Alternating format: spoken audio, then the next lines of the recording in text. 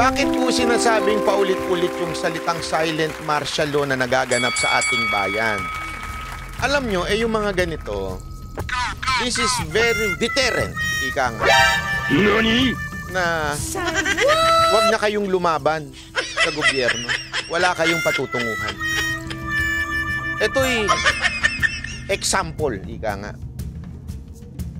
Tingnan nyo mga lumalaban sa gobyerno. Natetebes. Tingnan nyo lumalaban sa gobyerno. Nakikibuloy. Tingnan nyo lumalaban sa gobyerno. Nababantag at Julveta. Lalaban ka pa?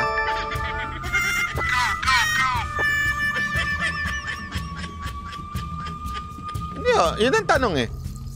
Lalaban ka pa ba? Oh no! Napakahirap. Napakahirap. Tandaan nyo yan. Yan ang tinatawag na silent martial law.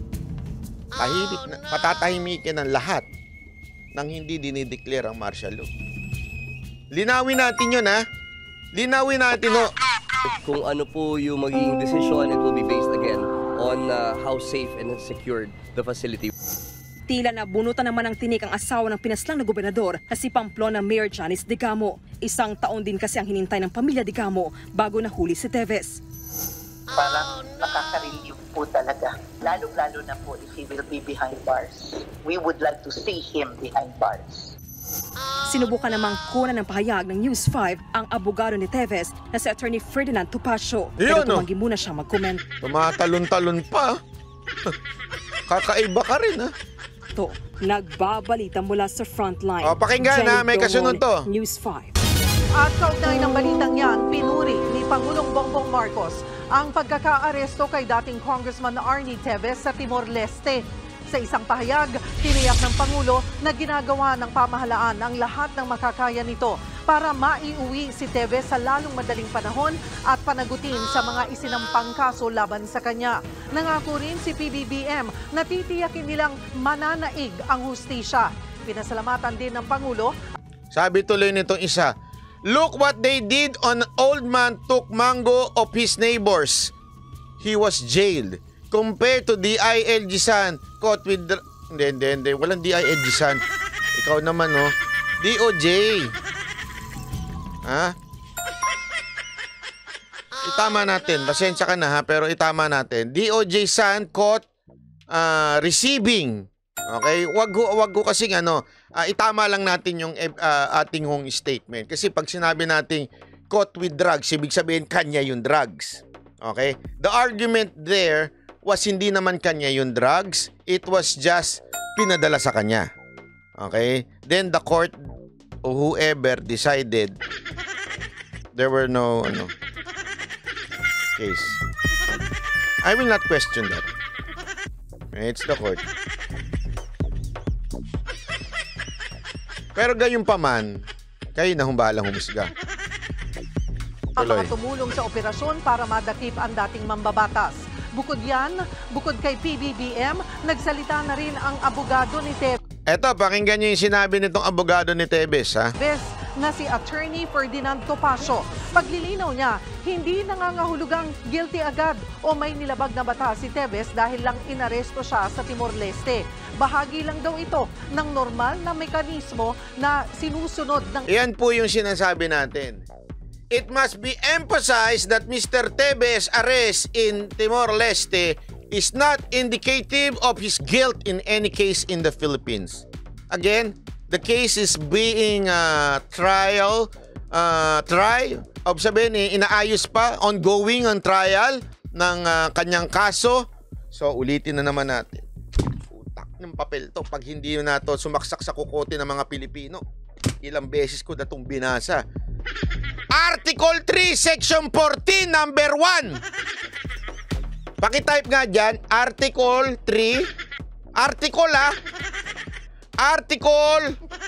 3, Section 14, number 1. Pakibasa, pakisulat. Nang matuto tayong lahat. Tayong lahat natututo dito eh. Article 3, Section 14, number 1. Ano ibig sabihin nitong Article 3, Section 14, number 1? which provides that in all criminal prosecution, the accused shall be presumed, ano daw? Presumed innocent, presumed guilty. Presumed innocent until the contrary is proved by evidence beyond reasonable doubt. Ang ibig sabihin, hanggang hindi napapatunayan ng isang tao na beyond unreasonable doubt, ibig sabihin, walang kaduda-duda, not even 0.1%. Kaya nga, beyond reasonable doubt. Hanggang hindi siya napapatunayan, yung tao na yan ay innocent. Anong article yan? Article 3? Section 14, number 1. Pag hindi pa sumaksak sa kokote natin tong article na to, ipakakain ko tong papel na ito kay Makabobo.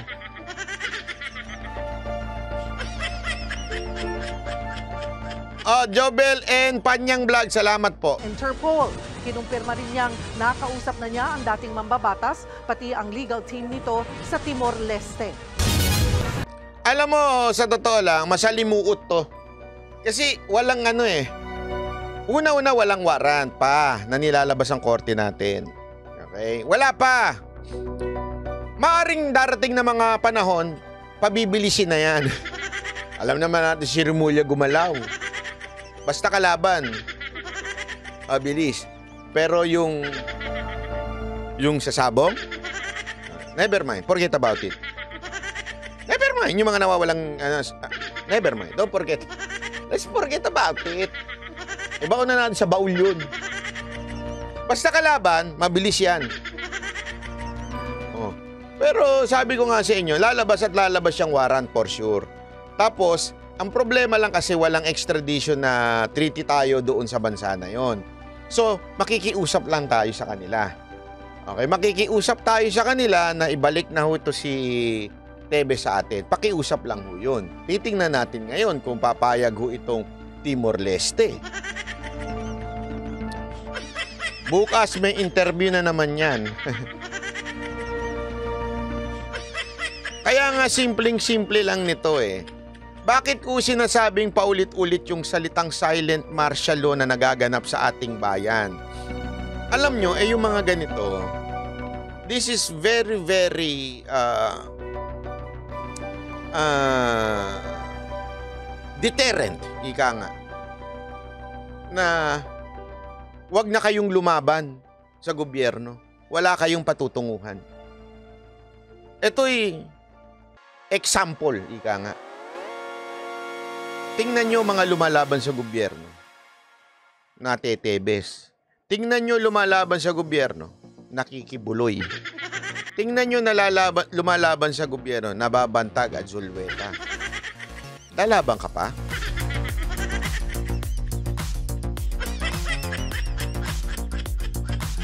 Hindi yun ang tanong eh. Lalaban ka pa ba? Napakahirap. Napakahirap. Tandaan niyo yan. Yan ang tinatawag na silent martial law. Tahimik na, patatahimikin ang lahat nang hindi dinideclare ang martial law.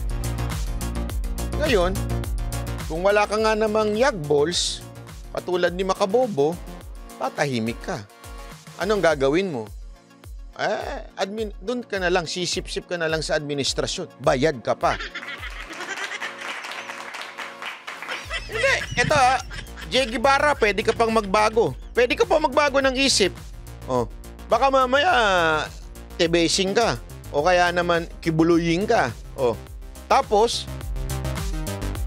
wala ka nang natatanggap, yari ka pa.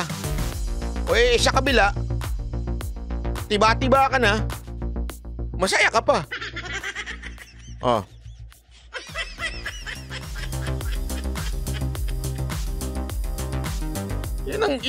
Wait, isip muna ako. Hindi, yan ang katotohanan. Maniwala ko sa akin, yan ang katotohanan. Yan po ang pinapakitang example ng gobyernong ito. Huwag mong lalabanan or makikibuloy ka. Anong gusto mo? Makibuloy ka? Matebes ka? Mabantag ka? O maging instant millionaire ka? Gago! Yun ang totoo dyan. Maging instant millionaire ka?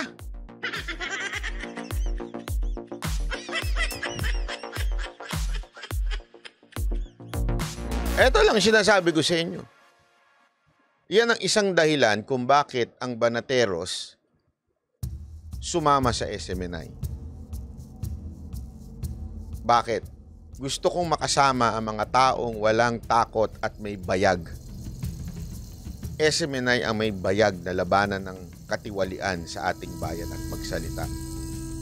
SMNI lang ang lumaban sa mga tunay na terorista sa ating bansa. SMNI lang ang nagbabanggit ng mga ayaw ipabanggit sa ibang mga mainstream media. Kaya tayo sumama doon. Dahil sa prinsipyong ganyan. Kasi kung ako lang ang tatanungin nyo, eto isipin nyo na maigi to. Why would I go to SMNI and talk wherein I can talk here? Tanay ko kaya. Why would I go to SMNI wherein kasama ko pa yung tatlo? Wala naman franchise, wala naman sila sa TV. Bakit ako sumama sa kanila? Bakit ako pumunta doon? Kasi bilib ako sa kanila. May prinsipyo. May bayag. Masarap makasama ang taong may prinsipyo at may bayag. Kesa sa mga pangit na nga, akla pa.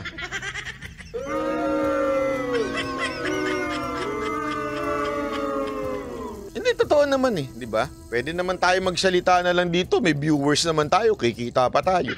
Doon, walang kita. Ito, para lang sa kaalaman nyo, walang kita doon. Eto ngayon ko lang sasabihin sa inyo to. Ewan ko kung sinabi na sa inyo ni Boss Dada at saka ni Coach Oli. Pero wala po kaming bayad sa SMNI. Linawin po natin yan Nick Saldino Baliber, salamat po. Wala po kaming bayad. Meron nga nagsabi doon di ba si Jason sa naka 1 milyon ba yun? Sabi niya, hindi ko alam kung may nag-comment. Hindi ko kasi narinig yun Kaya hindi ko pwedeng komentuhan yun. Nick Saldino salamat po. Hindi ko alam yun. Pero ito lang ang sigurado ko. Kami ho doon, wala kaming kasunduan na babayaran kami. Wala kaming usapang ganun. Na babayaran kami ng SMNI. Wala. Para sa kalinawan natin kahit pagbali-baligtarin ninyo, kasi pwede nyo naman hingin niya kung sakasakaling magkaanuhan yan sa Congress at hingin sa kanila. O ng ang tandaan ninyo, baka akala ninyo SMNI nagtatago sa Congress, sa Senado. Hindi. Ang hindi lang sumisipot doon, si Kibuloy. Bakit? Hindi na siya parte ng SMNI. Bakit kami pumapayag na walang bayad? Kasi nga po, prinsipyo to. Usapan ng prinsipyo to. Hindi usa prinsipyo ho ito. At saka, pogi ako dun Kapal na mukha mo, banat ba? Dito, laki na mukha ko Doon, parang ang pogi-pogi ko. Ang galing-galing nila gumawa ng commercial. Napanood nyo naman yung commercial? Sino nakapanood ng commercial? Hindi, hindi ho sa pagmamalaki o pagyayabang. Pero, alam nyo, always remember, lagi ko na sinasabi to, lalo na sa mga matagal ng Banateros na nandito. Always remember, yung salitang, and all these things shall be added unto you. Yan ang lagi nyong tatandaan. And all these things shall be added unto you. Ano una? Sige nga, kayong sumagot. Ano yung una? Ano una? Seek first is kingdom. Hindi kingdom ni Kibuloy Linawin ko lang. Kingdom mo ni Lord. Anong ibig sabihin nun? Kasi tandaan nyo, alam nyo, meron po kasi akong, para lang sa kalaman, hindi ho ako nagmamalinis dito o nagsasabing ako na ang the best or ako na ang, si Makabobo lang nagsabi nun, na ako daw ang the best. Hindi ko alam ba't niya sinabi yun eh. Di ba? Sandali. Nawawala naman yung ano ko. Wait, saan yung browser ko nagtatago? Oh, yung browser ko, lumabas ka. Oh. Ito. Ito, yan.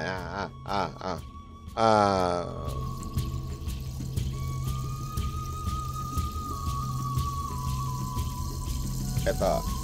Wait lang. Alam nyo kung ano yung talagang tumatak sa puso ko nung bakit ako nagsimula ng Banateros o magsimula bilang Banatbay. Ito, nilagay ko to sa sa profile sa tawag dito, sa profile. Okay? Anong sinabi doon? Yung Proverbs 31 verse 8 to 9. Ano yun? Speak up for those who cannot speak for themselves, for the right of all who are destitute. Speak up and judge fairly. Defend the rights of the poor and needy. Alam nyo, yan yung pinangahawakan ko. Alam ko yan din ang pinangahawakan ng kapatid ko. At siyempre, si Boss Dada. Na, sundan mo lang yan. Kasi nga, di ba, seek first His kingdom. Ibig sabihin, sundan mo kung ano yung gusto ng Diyos eh. Ito ang gusto ng Diyos eh. Magsalita ka. Doon sa mga hindi nakakapagsalita. Sa karapatan ng mga destitute. Speak up and judge fairly. Defend the rights of the poor and needy. Hawakan mo lang yan. Tapos, bahala na sa yung Lord. Diba? Bahala na siya mag-provide for you. And all these things shall be added to you. Yun eh. Kasi nga kung walang magsasalita at mananahimik tayo since may silent martial law ngayon at pinapatahimik ang lahat ng kalaban, hindi ko susundin ang kautusan. Na sa tingin ko talaga, ito ang dahilan kung bakit ako nag-vlog. Etong Proverbs 31 verse 8 to 9. Yan ang dahilan. Ipaglaban ang mga hindi kayang magsalita. Anyway, tumbunga nga ako naman, pasmado. Di magsasalita na lang ako. Diba? Yun lang naman kasimple. Sabi ko nga sa inyo, wala akong karapatang magsabi na si Tebes, si Kibuloy o si Bantag ay hindi guilty. Hindi yan ang sinasabi natin sa channel na ito. Ang sinasabi natin sa channel na to, that everyone has a due process. Kailangan may due process ang bawat isang Pilipino na humaharap sa pagsubok o pag-uusig. Kailangan humarap tayo lahat sa due process. Ang problema, nilalapastangan ng ilang mga sekretary dyan ang due process. Muntikan na kaming mahagupit ng due process. Alam nyo ba na pinag-usapan namin tatlo ito? May punto pa ngang napapaisip kami na tutuloy ba natin to? Hindi, walang bira. Kasi alam namin na nag-level up. Okay? Alam natin niya kasi naka-Amerikana na kami doon. Alam natin nag-level up yun. Pero tandaan ninyo, nag-level up din ng threat. Baka busit na nga sila sa SMNI, dinagdagan pa namin. Di malalo mabibuisit sila. Sampulan na natin to mga animal na to. Feeling ko dadamay na kami doon eh. Kaya napapag-isip kaming tatlo Tama ba tong pinasok natin? Akala ko nagkwekwentuhan lang tayo, naglalaro-laro lang tayo. Tapos bigla tayo napasok dito. Hindi ako nagbibiro. Sabi ko sa inyo, yung mga araw na mga gagawin namin dyan, susubukan kasi namin. Susubukan namin yung mga hindi na di-discuss dito, ma-discuss dyan. Yung mga hindi na interview dito, ma-interview doon. Yun ang gagawin namin. Definitely, yung mga yun, mga taong ayaw ng gobyernong ito. Mia Morex, Olivia, salamat po. Hindi ba sabi nito ni Mark John Valencia, bagsak ng kalma. Wag na, mamaya na. Seryoso ko. Kain ka din sa restaurant ni Isko. Kumain ako doon. Ang sarap nga ng ugbo ni Isko eh. Bastos. Hindi, pero alam nyo, napapaisip lang tayo, pero tutuloy ho natin yun. Tutuloy natin. Wala nang atrasan to. Wala nang ho atrasan to. Bahala na talaga. Kaya nga namin sinamahan ng SMNI. At sinamahan namin when yung time na wala silang TV. Para hindi sabihin ng iba na kaya lang namin gustong pumasok doon because of the TV. Hindi. Kaya kami pumasok sa SMNI dahil believe kami sa SMNI. Pumasok kami sa SMNI because sila lang ang media na talagang lumaban sa terorista. Sila lang ang media na lumaban sa mga kurap. At to the point, natatanggalan sila ng prangkisa kasi kinalaban nila. Sino? Si Tamba. Hindi, isipin nyo na, bakit tatanggalan sila ng prangkisa? Kasi si Ka Eric, sabihin ba naman niyang magkano ang travel allowance ni Tamba? Napatanong. Patanong. O, di ba? So, ibig sabihin nun, napikon si Tamba. Nick Saldino Maliber, may ganap ba sa EDSA 4? Anong EDSA 4? Hindi ko alam. Sabi nito, buti ka ba sir, you found a purpose in life serving the country kahit hindi politiko? Opo. At sabi ko nga sa inyo, ako minsan nagbibiro-biro lang kasi si Mark Models of Manila. O, narinig ko, tatakbo daw kayo ng party list. Hindi po kami tatakbo. Parang awa nyo na, hindi po kami tatakbo. Wala po kami. Sa tingin ko, mas may silbi ako bilang vlogger, mas may silbi ako bilang media, instead of going to the kung saan man yan.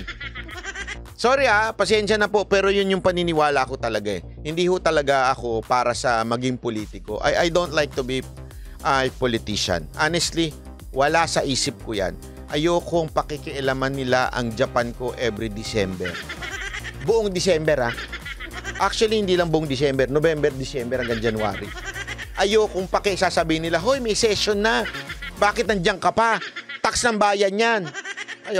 Ayoko may pakikialam sa akin ng ganun. Masungit ako pagdating dyan. So, hindi talaga ako tatakbo. Nililinaw ko yun para lang sa kalinawan ng iba. Kasi baka sabihin ng iba, kaya mo lang sinasabi yan, may plano ka in the future. Ako wala. Ewan ko si Coach Oli, si Boss Dada, hindi naman kami nag-uusap.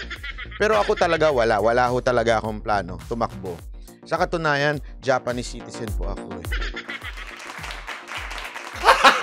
Gago! Nangarap ka na naman banat bay Ito. Pag-usapan naman natin itong ito.